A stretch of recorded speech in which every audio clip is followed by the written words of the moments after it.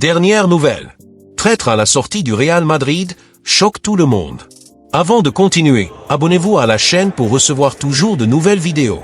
L'attaquant brésilien Rodrigo Goes, pièce essentielle du Real Madrid depuis son arrivée en 2019, traverse une période d'incertitude dans son parcours au sein du club espagnol.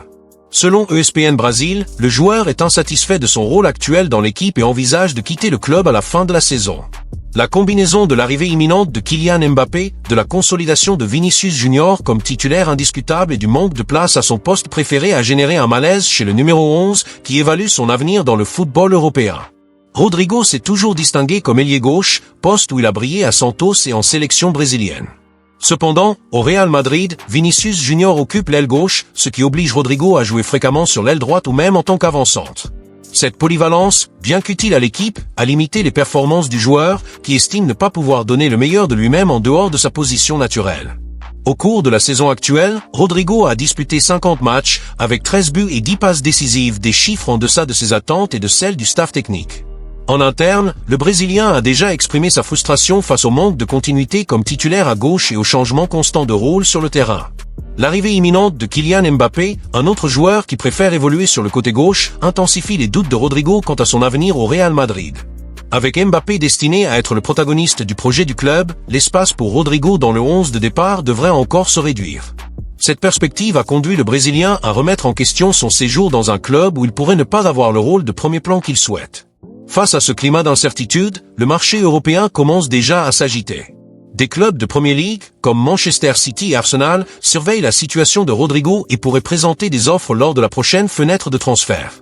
Étonnamment, même le rival Barcelone aurait pris contact, manifestant son intérêt pour recruter le Brésilien pour la saison 2025/2026, ce qui serait un transfert retentissant dans le football espagnol. Le Real Madrid, conscient de la situation, ne devrait pas compliquer une éventuelle sortie de Rodrigo, à condition de recevoir une offre jugée équitable. Le joueur, qui est sous contrat jusqu'en 2028 avec une clause libératoire astronomique, est toujours considéré comme un atout précieux. La décision du club dépendra de l'équilibre entre le désir de maintenir un effectif compétitif et la possibilité de tirer profit d'un transfert. Rodrigo Goes se trouve à un tournant de sa carrière. À 24 ans, l'attaquant a le talent et le marché pour relever un nouveau défi où il pourra retrouver un rôle central et jouer à son poste préféré. Reste à savoir s'il parviendra à surmonter les obstacles au Real Madrid ou s'il optera pour un nouveau chapitre dans un autre géant européen comme Manchester City, Arsenal ou même le rival Barcelone. La prochaine fenêtre de transfert s'annonce décisive pour l'avenir du Brésilien. Laporte, option du Real Madrid. Aymeric Laporte ne cache pas son ambition. Il veut revenir au football d'élite, et plus encore, il rêve de porter le maillot du Real Madrid. Ce désir n'est pas qu'une rumeur passagère ou une manœuvre médiatique. À plusieurs reprises, le défenseur espagnol a clairement laissé entendre, de manière implicite, son souhait de jouer au Santiago Bernabéu, et son entourage insiste sur le fait que, s'il avait le choix, le Real Madrid serait sa seule option. Il s'agit d'une conviction profonde d'un joueur qui, malgré une carrière déjà bien établie, estime avoir encore beaucoup à offrir. Pour Laporte, le Real Madrid n'est pas seulement un club, c'est la plus grande scène du football mondial où il veut prouver sa valeur. Actuellement, Laporte évolue à Al Nassr, en Arabie Saoudite, après un passage fructueux à Manchester City. Cependant, le défenseur ne s'est pas adapté à son nouvel environnement. La différence entre l'intensité de la Premier League et le rythme de la Ligue saoudienne est énorme, et un joueur avec le niveau d'exigence de Laporte ne se sent pas stimulé. Le manque de compétitivité et les rares défis réels l'ont poussé à chercher une sortie. Il ne veut pas n'importe quel club, son objectif est de retourner en Europe, de concourir au plus haut niveau, surtout, de porter le maillot blanc du Real Madrid. Cette ambition sportive, à une époque où beaucoup privilégient l'aspect financier, mérite d'être soulignée. Aymeric Laporte, l'un des défenseurs les plus talentueux de sa génération, rêve de porter le maillot du Real Madrid, mais le chemin pour atteindre cet objectif est loin d'être simple. Sa situation contractuelle, la valeur marchande fixée par Al Nassr en Arabie Saoudite et une série de facteurs logistiques et stratégiques créent une intrigue complexe qui exige une analyse minutieuse.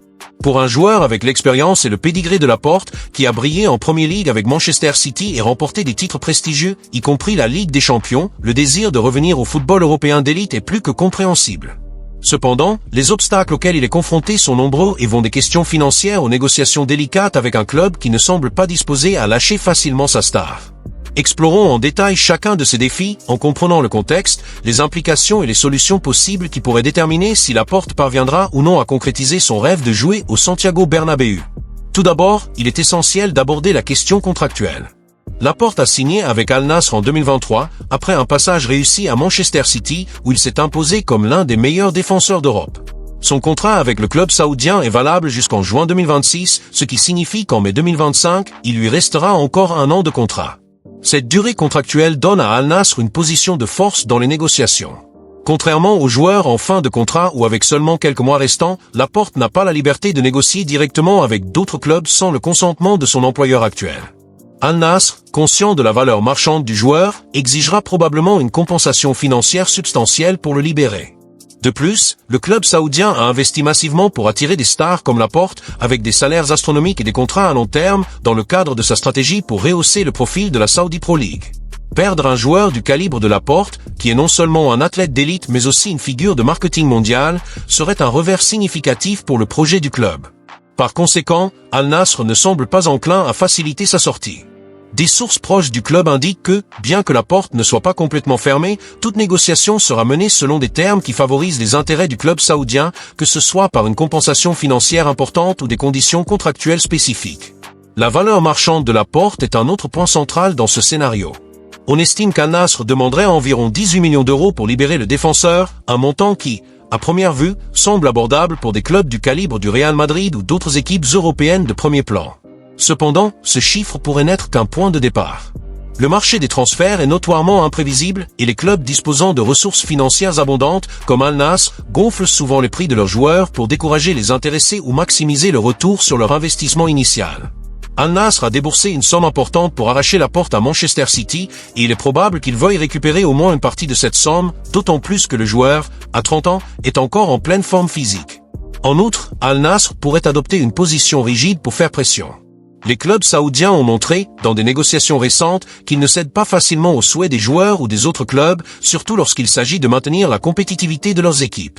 Par exemple, des cas comme celui de Karim Benzema, qui a également rencontré des difficultés pour quitter Al Ittihad, montrent que les clubs saoudiens sont prêts à durcir les négociations, même si cela signifie conserver un joueur insatisfait.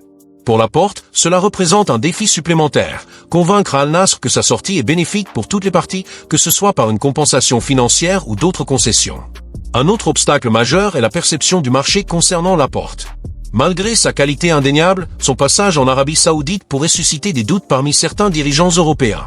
La Saudi Pro League, bien qu'en progression, est encore considérée comme un championnat moins exigeant sur le plan compétitif par rapport aux grandes ligues européennes, comme la Premier League, la Liga ou la Bundesliga. Les critiques pourraient se demander si Laporte, après près de 2 ans dans un paysage moins intense, conserve toujours le même niveau de rythme, d'agressivité et d'adaptation nécessaires pour performer au plus haut niveau. Cette perception, bien qu'éventuellement injuste, pourrait influencer l'intérêt d'autres clubs et même les négociations avec le Real Madrid, qui exigera des garanties que Laporte est prêt à performer immédiatement. Du côté de Laporte, la stratégie pour surmonter ces obstacles semble claire, il est prêt à faire des sacrifices financiers et personnels pour faciliter sa sortie. Des rapports indiquent que le défenseur cherche à obtenir une lettre de liberté, ce qui permettrait son transfert sans frais pour le club de destination. Ce serait la solution idéale pour le Real Madrid, qui, malgré sa solidité financière, adopte une politique de recrutement prudente, privilégiant les investissements dans de jeunes talents ou des opportunités de marché offrant un bon rapport qualité-prix. Cependant, convaincre Al Nassr de libérer Laporte sans aucune compensation est une tâche herculéenne. Une alternative plus réaliste serait de négocier une réduction significative de la valeur du transfert dans une fourchette de 10 à 12 millions d'euros, ce qui rendrait l'opération plus attrayante pour les clubs européens. En outre, Laporte fait face à la pression du temps. À 30 ans, il est à un stade de sa carrière où chaque saison est cruciale. Rester une année supplémentaire en Arabie Saoudite, où il admet lui-même ne pas être satisfait, pourrait nuire à sa condition physique et mentale, ainsi que réduire son attrait sur le marché européen. D'un autre côté, le Real Madrid, sa destination de rêve, a ses propres priorités. Le club se concentre sur le renforcement de sa défense, notamment après le départ de Nacho Fernandez et les blessures récurrentes de David Alaba. Cependant, la direction merengue envisage également d'autres cibles, comme de jeunes talents prometteurs ou des joueurs déjà adaptés au football espagnol. Laporte, bien qu'étant une option de haut niveau, doit prouver qu'il est le meilleur choix dans un marché concurrentiel. Un autre facteur compliquant est la concurrence. Des clubs comme l'Olympique de Marseille, en France, ont déjà manifesté leur intérêt pour Laporte et d'autres équipes européennes pourraient entrer dans la course si le prix de son transfert est réduit. Bien que Laporte ait clairement indiqué que sa priorité est le Real Madrid, la possibilité de recevoir des offres de clubs prêts à payer davantage ou à offrir un temps de jeu garanti pourrait créer des dilemmes. Pour le Real Madrid, la concurrence signifie également que la décision doit être prise rapidement avant qu'Al Nassr n'augmente ses exigences ou que Laporte ne commence à envisager d'autres options. Enfin, il y a la question de la détermination de Laporte qui peut être à la fois un atout et un défi. Sa volonté de jouer pour le Real Madrid est admirable et démontre un engagement rare dans le football moderne où les intérêts financiers prédominent souvent. Cependant, cette même détermination pourrait le placer dans une position délicate dans les négociations avec Al Nassr. Si le club saoudien perçoit que Laporte est prêt à forcer sa sortie, il pourrait durcir encore plus sa position en exigeant des conditions défavorables ou en le maintenant dans l'effectif pour affirmer son autorité. Pour Laporte, trouver un équilibre entre faire pression pour sa sortie et maintenir une relation professionnelle avec Al Nassr sera crucial. En résumé, les obstacles sur le chemin d'Aymeric Laporte pour rejoindre le Real Madrid sont significatifs, mais pas insurmontables. Son contrat jusqu'en 2026, la valeur marchande fixée par Al Nassr, la perception du marché sur son passage en Arabie Saoudite, la concurrence d'autres clubs et la pression du temps forment un scénario complexe. Cependant, la détermination de Laporte, sa qualité technique et son expérience au plus haut niveau jouent en sa faveur. Pour que le rêve de jouer au Santiago Bernabéu devienne réalité, un effort conjoint sera nécessaire, de la part du joueur, qui devra faire des concessions, du Real Madrid, qui devra évaluer le rapport coût-bénéfice de l'opération, et d'Al Nassr, qui devra céder dans une certaine mesure. L'issue de cette histoire dépendra de négociations habiles, de patience, et surtout, de la volonté de toutes les parties de trouver un terrain d'entente. En attendant, les supporters madridistas attendent avec impatience de savoir si Laporte parviendra à surmonter ces défis et à rejoindre le plus grand club du monde. Le Real Madrid a misé sur une politique de rajeunissement de l'équipe en cherchant de jeunes talents à fort potentiel de croissance. Cette stratégie a porté ses fruits, mais dans des postes comme celui de défenseur central, l'expérience est indispensable. Dans les matchs décisifs, comme les finales, le calme, le leadership et la lecture tactique sont cruciaux. Laporte, à 30 ans, est au sommet de sa maturité footballistique. C'est un défenseur complet, gaucher, avec une excellente relance, capable de casser les lignes avec des passes verticales, solide dans le jeu aérien et doté d'un tempérament compétitif. Son expérience en Premier League et en Ligue des Champions en fait une valeur sûre immédiate, sans besoin d'adaptation.